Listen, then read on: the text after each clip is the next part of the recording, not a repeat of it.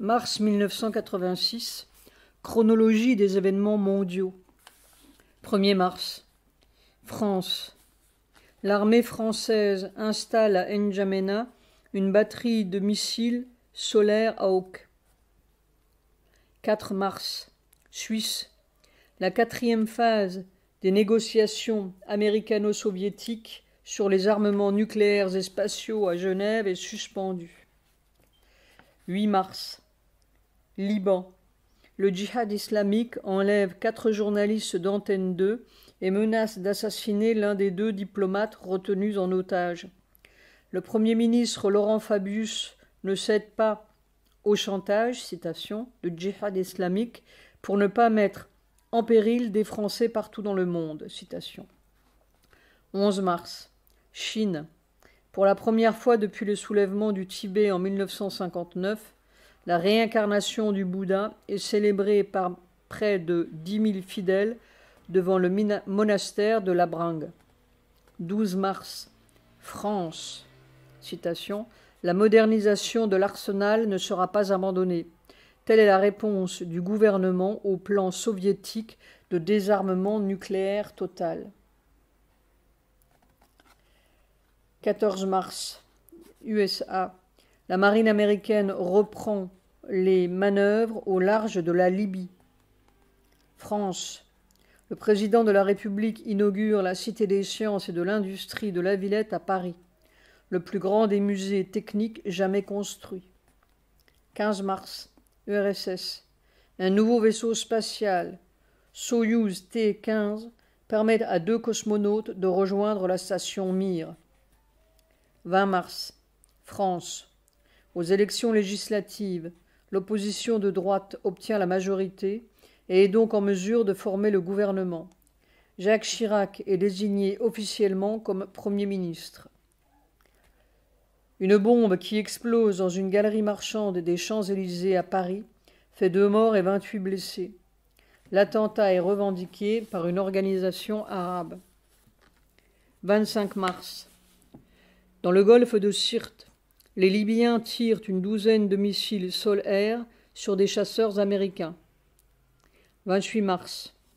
Inde. À la suite de graves accidents qui ont fait 16 morts et 21 blessés, le gouvernement proclame l'état d'alerte au Pendjab. 29 mars. USA. Le président Ronald Reagan rejette une proposition faite par le secrétaire général Mikhail Gorbatchev d'organiser rapidement un sommet américano-soviétique pour négocier un arrêt total des essais nucléaires. France. 13 attentats visant des établissements publics ont lieu à Marseille, Aix-en-Provence et Nice. 31 mars. RFA. 350 000 écologistes et pacifistes manifestent 4 jours durant. 1er mars 1986.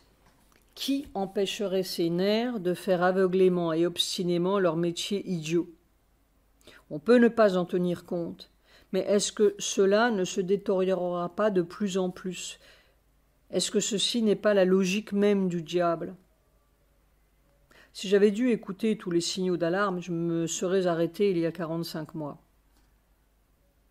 On ne peut pas passer à une espèce nouvelle sans déranger un peu, entre guillemets, la vieille. C'est aussi simple que cela.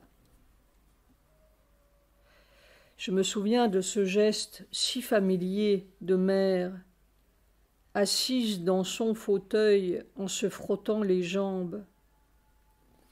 Maintenant, je comprends ce que cela veut dire. Elle ne bronchait pas. C'est toujours la même chose. On ne peut pas comprendre tant que l'on n'est pas sur place. C'est pourquoi Sri Aurobindo n'a rien dit.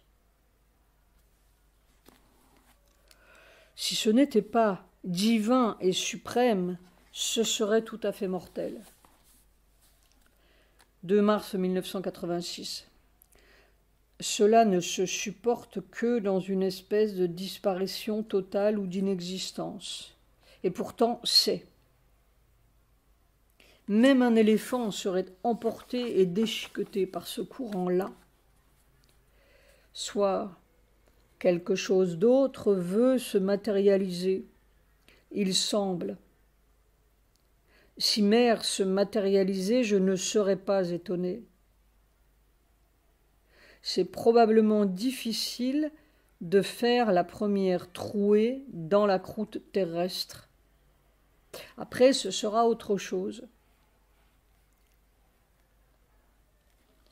À 11 degrés 26 de latitude nord et 76 degrés 53 de longitude est, il y a peut-être un défaut dans l'armature terrestre. Point d'exclamation entre parenthèses. 3 mars 1986. Lu ceci ce matin. Article du Indian Express, 2 mars. Le docteur John Kogut, éminent physicien et membre de Scientifiques contre la guerre des étoiles, parle à Anjali Mathur. Le docteur John Kogut, éminent physicien américain et membre de Scientifiques contre la guerre des étoiles, était en Inde pour assister au séminaire d'hiver sur la physique de la haute énergie, récemment organisé par l'Institut de recherche fondamentale Tata.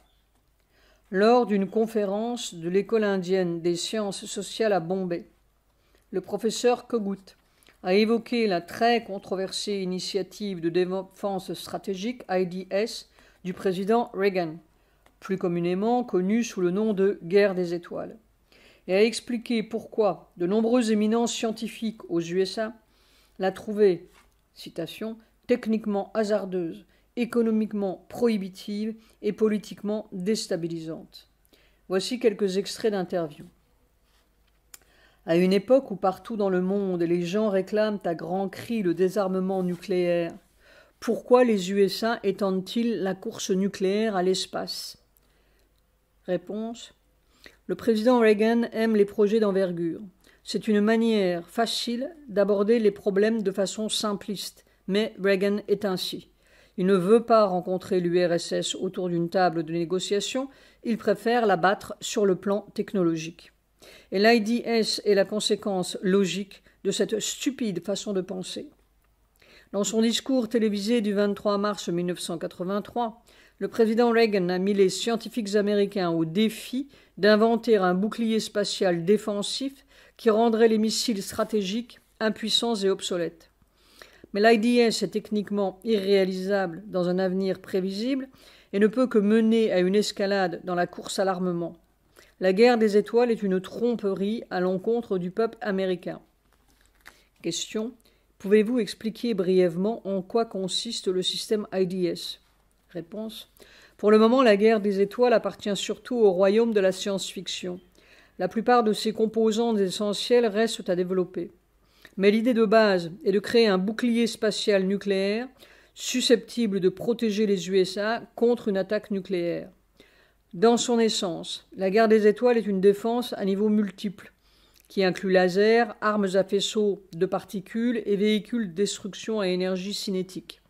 L'un des principaux composants sera un rayon laser actionné par une tête nucléaire d'1 mégatonne qui pourra abattre un missile ennemi tout de suite après son lancement. L'ensemble du système sera contrôlé par un superordinateur qui pourra demander quelque chose comme 100 millions de lignes d'instructions.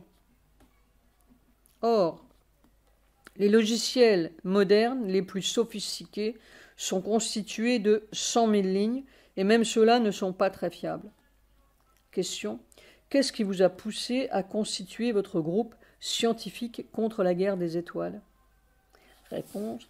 La guerre des étoiles est présentée comme un bouclier défensif censé protéger l'Américain moyen contre une attaque nucléaire et rendre, pour finir, toutes les armes nucléaires obsolètes. Les membres de Scientifiques contre la guerre des étoiles affirment qu'elle ne fera ni l'une ni l'autre. Nous croyons que l'IDS augmentera plutôt qu'elle ne diminuera les risques de guerre nucléaire. Elle rendra impossible la négociation de traités de désarmement. Nous pensons aussi que l'IDS n'est pas techniquement réalisable dans un avenir envisageable. Reagan a affirmé que la guerre des étoiles serait le sauveur de la civilisation occidentale, mais c'est de l'hypocrisie, car ce système est mis en place pour défendre les installations de missiles et non les gens.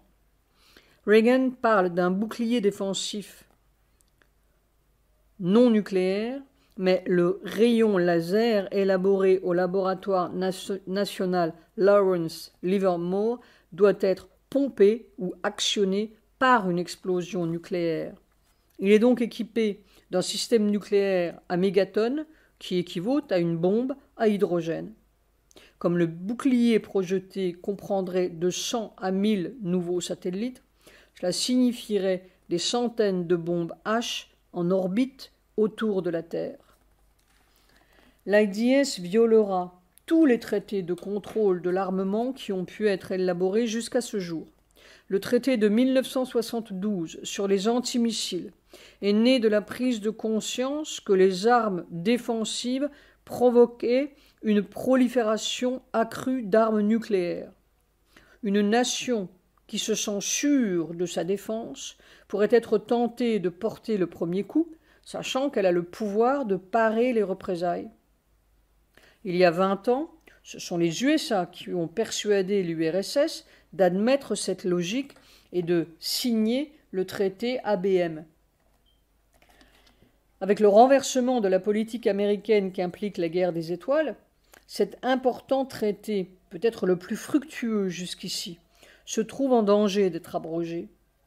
La guerre des étoiles violerait d'une façon ou d'une autre le traité d'interdiction partielle, 1963, le traité de l'espace, 1967, le traité de non-prolifération nucléaire, ainsi que SALT I et SALT II, bien qu'il n'ait pas encore été ratifié par les USA, ce dernier traité est néanmoins observé.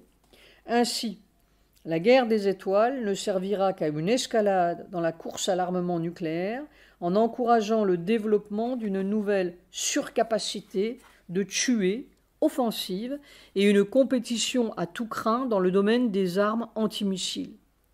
C'est un pas vers le genre d'armes et de stratégies susceptibles de déclencher un holocauste nucléaire. Question. Pourquoi dites-vous que le projet Guerre des étoiles n'est pas réalisable ? Réponse. Parce qu'avec la technologie existante, nous ne pouvons mettre sur pied le système complexe et à toute épreuve que devrait être l'IDS. Toutes les principales composantes du bouclier nucléaire projeté ne sont jusqu'ici rien d'autre que des idées. Même les succès dont se targuent les deux laboratoires de défense de Livermore et de Los Alamos sont suspects. Sans parler du fait que le rayon laser n'est pas non nucléaire, il a été prouvé par la suite que le test de ce dispositif, salué par tant d'acclamations, était une fraude. De la même façon, les essais concernant le canon électromagnétique, qui est un élément essentiel de la guerre des étoiles, étaient également frauduleux. En fait, on a découvert ultérieurement que pour ce test télévisé réussi, entre guillemets, on n'avait pas utilisé un canon électromagnétique, mais un canon à air ordinaire. Le laser chimique n'est guère en bonne voie non plus. Pour l'instant, il a la taille d'une petite raffinerie de pétrole. J'ai déjà signalé combien il est peu réaliste d'imaginer un super ordinateur qui contrôlerait tous ces dispositifs dans l'espace. Les risques sont énormes. Une seule petite erreur pourrait déclencher une guerre nucléaire. Alors, c'est le président Reagan qui deviendra obsolète, pas les armes nucléaires. Au moment du désastre du Challenger, j'ai senti que cela allait conduire à une escalade dans le programme IDS. Et en effet, j'ai vu après un rapport sur la façon dont le gouvernement poussait à l'élaboration d'un superavion susceptible de voyager dans l'air et dans l'espace. Ce superavion est ostensiblement destiné à l'aviation américaine. Mais en réalité, on le construit pour servir d'alternative à la navette spatiale plutôt dépassée et onéreuse. Dans le système de la guerre des étoiles, ce superavion sera requis pour l'entretien de toutes les armes de l'espace. Question. Les plus fortes accusations contre l'IDS sont venues de plusieurs scientifiques qui ont travaillé quelque temps sur le programme avant de démissionner en signe de protestation. Pouvez-vous nous parler de la démission du docteur John Bardeen et de son poste de membre du Conseil de la science de la Maison-Blanche et de celle du docteur David Parnas du Comité pour l'information au service de la gestion de la guerre, réuni par l'Organisation de l'initiative de la défense stratégique, OIDS? Réponse. Le docteur Bardeen, seul physicien à avoir obtenu 2 fois le prix Nobel de la paix, la première fois pour avoir inventé le transistor et la seconde pour sa théorie de la superconductivité, était membre du Conseil de la science, qui est censé conseiller le président sur tous les sujets scientifiques. Pourtant, le projet Guerre des étoiles n'a pas été discuté avec le Conseil avant que Reagan ne l'annonce à la nation. En fait, les membres du Conseil ont été informés du projet quelques jours à peine avant l'émission télévisée du président. Bardeen a démissionné du Conseil parce qu'il a eu l'impression que son opposition à la guerre des étoiles n'était pas prise sérieusement en considération. Bardeen s'est opposé à la guerre des étoiles parce qu'il pense que ce projet risque d'aboutir à, citation, « réduire plutôt qu'accroître notre sécurité pour un coût énorme ». Il est particulièrement troublé par le détournement considérable de talents scientifiques de haut niveau à des fins non productives qu'entraînera l'IDS. Le docteur Parnas, un savant en informatique respecté, a démissionné du comité OIDS parce qu'il est conscient que le logiciel exigé par la guerre des étoiles n'est pas à notre portée et en outre ne serait pas fiable, car il n'a jamais pu être testé. Il a aussi accusé les membres du comité d'être sous influence et d'avoir un intérêt matériel dans la guerre des étoiles. Peut-être est-ce ce dernier point qui a le plus indisposé les scientifiques, la façon dont ils sont manipulés et utilisés à des fins politiques. Question. Quels sont les gens qui soutiennent la guerre des étoiles et quel intérêt y ont-ils? Réponse. Le président Reagan a violé toutes les règles de la démocratie américaine en faisant accepter ce programme.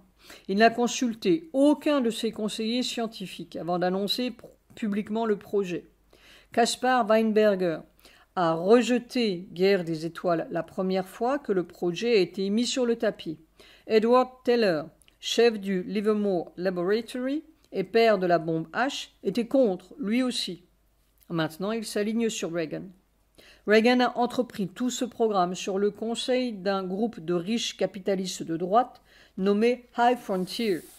La façon dont il a court-circuité le fonctionnement démocratique est digne d'un monarque. George Ball, ancien ambassadeur des USA aux Nations Unies, assure que c'est là l'un des actes les plus irresponsables d'un chef d'État. En réalité, ce sont les fournisseurs de la défense qui ont fait pression en faveur de la guerre des étoiles, parce qu'un projet de cette envergure leur fournit du pain sur la planche pour des décades. Question. Combien le projet Guerre des étoiles coûtera-t-il aux États-Unis? Réponse. On estime que le coût sera de 1 à 2 trillions de dollars, mais il pourrait être plus important. L'OIDS a dépensé 30 millions de dollars pour un seul test sur le rayon laser. Le coût de la recherche est en train de monter de façon fantastique. 2,7 milliards de dollars ont été dépensés pendant cette seule première tranche de recherche. À comparer avec l'ensemble du budget annuel de la Fondation scientifique nationale pour toute la recherche pure, qui s'élève seulement à 3 milliards de dollars. Pour le président Reagan, le domaine militaire est la responsabilité numéro 1 du gouvernement et battre l'URSS sa tâche la plus importante. À l'entendre, les habitants de l'URSS sont les 300 millions de démons. Cela s'appelle de la démonologie. La guerre des étoiles ayant été décrétée de priorité absolue, son financement se fait en dehors du budget. En conséquence, les problèmes réels du pays, dette nationale, éducation, bien public, etc., bien-être public, etc., sont tous relégués à l'arrière-plan. Ce qui signifierait un énorme gaspillage de ressources humaines et matérielles. La guerre des étoiles est le plus vaste projet jamais tenté par l'humanité. Le grand danger, c'est que ce système se développe si vite qu'il est en train de créer son propre réseau de soutien. Étant donné que de plus en plus de gens commencent à bénéficier des fonds de l'IDS, ils ont tout intérêt à ce qu'il continue. La façon dont l'administration essaie de vendre la guerre des étoiles au Congrès et au peuple est très inquiétante. Les fonctionnaires visitent les campus des universités et tentent de convaincre les scientifiques de se joindre au programme en les appâtant avec des offres de financement. Dès qu'un scientifique accepte de participer, ce fait est exploité pour pousser la guerre des étoiles auprès du Congrès. Il y a même eu des cas où le financement d'un projet a été transféré à l'IDS sans que les scientifiques concernés n'en aient été informés. On veut contrôler et diriger la recherche. C'est une situation très compromettante, très corruptrice. Question. Et comment les scientifiques ont-ils réagi à cela? Ils sont dans tous leurs états. En fait, Guerre des étoiles a du mal à recruter des scientifiques. Les membres de Scientifiques contre la guerre des étoiles ont tous signé l'engagement de ne pas solliciter ni accepter de fonds de l'IDS. Cet engagement est en train de circuler dans les institutions partout en Amérique. 2500 scientifiques l'ont déjà signé. Dans les 10 départements les plus importants du pays, plus de 60% des membres de la faculté se sont engagés à boycotter la guerre des étoiles. Question. Comment le gouvernement a-t-il réagi devant votre organisation et ses activités? Réponse. Le gouvernement est extrêmement irrité. Il tente de nous discréditer en affirmant que nous sommes un petit groupe radical. Nous l'embarrassons. Aussi s'efforce-t-il de nous ignorer. En dépit de plusieurs tentatives, nous n'avons réussi à trouver personne qui veuille débattre du problème avec nous en public. Question. Le président Reagan a essayé de vendre la guerre des étoiles à d'autres pays. Quelle a été leur réponse? Réponse. L'Europe était très troublée, naturellement. La France pense à juste titre que la guerre des étoiles va la rendre vulnérable et il est probable qu'elle va s'efforcer de devenir le plus indépendante sur le plan militaire. Pardon. Plusieurs pays ont déclaré qu'ils n'auront rien à voir avec le programme. Aux Pays-Bas, les scientifiques ont soumis à leur gouvernement une pétition disant qu'ils ne veulent rien avoir à faire avec la guerre des étoiles. Les Pays-Bas ont donc refusé de participer. Reagan s'est efforcé de persuader Margaret Thatcher de rejoindre la guerre des étoiles en lui promettant de nombreux subsides. Thatcher a cédé, malgré les protestations des scientifiques anglais. Maintenant, Reagan est en train de courtiser le Japon. Question. Quelle signification le programme Guerre des étoiles va-t-il revêtir pour le tiers-monde? Réponse. Il va avoir un effet négatif sur toute l'économie mondiale et le tiers-monde, en raison de sa vulnérabilité, sera sans doute le plus gravement touché. Le coût économique et social de ce rêve, entre guillemets, va être énorme.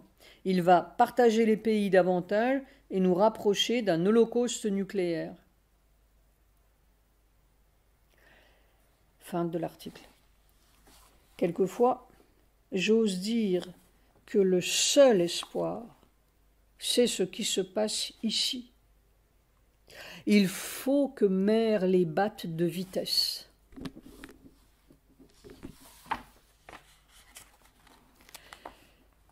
« 4 mars 1986. Tout de même, je veux noter 2 visions bizarres de ces hiéroglyphes de mer que j'ai eus ces derniers jours et que je ne comprends pas bien. C'est pourquoi je ne voulais pas les noter, mais le sens apparaît souvent longtemps après. Le premier hiéroglyphe serait plutôt un hiérophone, point d'exclamation entre parenthèses. Et c'était si fugitif, si bizarre que je ne suis pas sûr de l'origine. Peut-être était-ce seulement du subconscient. Mère était assise dans son fauteuil et se frottait les jambes, comme elle le faisait souvent. Et elle m'a dit « Il faudra encore 10 mois ». Puis elle a ajouté ceci qui est si bizarre, 10 mois pour porter mes jambes. Je ne suis pas sûre du pour. Mais ce qui était clair, c'est il faudra encore 10 mois et mère se frottant les jambes. 10 mois. Comment le corps pourrait-il tenir encore 10 mois à ce régime atomisant? Mais il ne restera plus rien du tout au bout. Évidemment, j'ai très mal aux jambes. Mais est-ce que cela veut dire que je devrais tenir encore 10 mois, porter les jambes de mère? point d'exclamation entre parenthèses. Ou bien est-ce qu'il faudra encore 10 mois avant que mère n'ait des jambes, c'est-à-dire encore un corps nouveau? Bizarre. C'était dans la nuit du 27-28 février. Mais le deuxième hiéroglyphe était très clair et détaillé, bien que incompréhensible. C'était la nuit d'avant-hier, du 1er au 2 mars. J'étais dans un endroit qui me semblait être ici, comme à la porte du garage. Ce jeu était celui que j'appelle l'ouvrier. D'un coup de main, je balayais quelques feuilles sèches qui recouvraient la terre, et je découvrais, à fleur de terre, une sorte de rectangle ou de couvercle scellé, peint à la chaux, tout blanc. C'était tout à fait à fleur de terre. Cela pouvait être le couvercle d'une fosse septique, point d'exclamation entre parenthèses, le couvercle d'un puits, le dessus d'un caveau ou d'un tombeau. Mais ce n'était pas grand, autant que je puisse évaluer les dimensions, peut-être 1,50 m de long. Un couvercle scellé, peint à la chaux, et qui cachait quelque chose. Du bout des doigts, je balayais ces quelques feuilles mortes qui recouvraient la terre, et je découvrais ce couvercle tout chaulé, très blanc par rapport à la terre brune qui l'entourait. Et alors j'ai entendu clairement ceci. Quelqu'un, peut-être mère, qui disait à l'ouvrier « C'est dur comme une croûte de vieux pain ». Je ne sais pas à quoi s'applique ce « c'est ». Probablement ou peut-être à ce couvercle. Mais que symbolise ou représente ce couvercle? C'est évidemment quelque chose qui va sortir de terre et qui est encore recouvert par une croûte. Je me souviens aussi de cette vision d'il y a longtemps où ma mère, entre guillemets, me disait avec un peu d'impatience « Tu es en retard, tu fais attendre le bébé ». Et c'était aussi à la porte d'un garage, comme si le bébé était dans le garage. Que l'on m'excuse, mais ces visions sont toujours très prosaïques, très terre-à-terre, et elles s'adressent toujours à l'ouvrier. Un ouvrier un peu simplé, à qui il faut bien montrer et faire comprendre les choses. Ce couvercle était à la porte du garage. Et la première impression naturelle et simpliste de l'ouvrier était de penser que c'était peut-être une fosse septique. Point d'exclamation. Mais moi, plus haut, je me demande si ce n'est pas la croûte de ce vieux corps qui recouvre l'être nouveau ou le nouveau corps de mère, et que c'est à travers cette vieille croûte que mère cherche à passer. Il y a une dernière croûte dure à traverser. Encore 10 mois. Je me souviens aussi d'une vision de Sujata peu après le départ de mère, une vision qui s'est répétée à 2 ou 3 reprises. Elle voyait mère allongée dans un endroit souterrain qui était comme une tombe, et il y avait près d'elle un très jeune enfant dont j'étais le tuteur, ou qu'elle me confiait. Mais oui, pardon. Est-ce que cet enfant est là tout près, ES, est tout près, accent circonflexe T, juste sous cette croûte dure? Et je me souviens de cette vision qui revient à plusieurs reprises dans l'Apocalypse. La femme qui donne naissance à l'enfant. Il faut que la croûte s'atomise complètement, à bon entendeur, salut, pour livrer passage à l'enfant. Je suis prêt à tout. C'est peut-être plus facile de s'atomiser que de supporter tous ces nerfs en rage et en feu.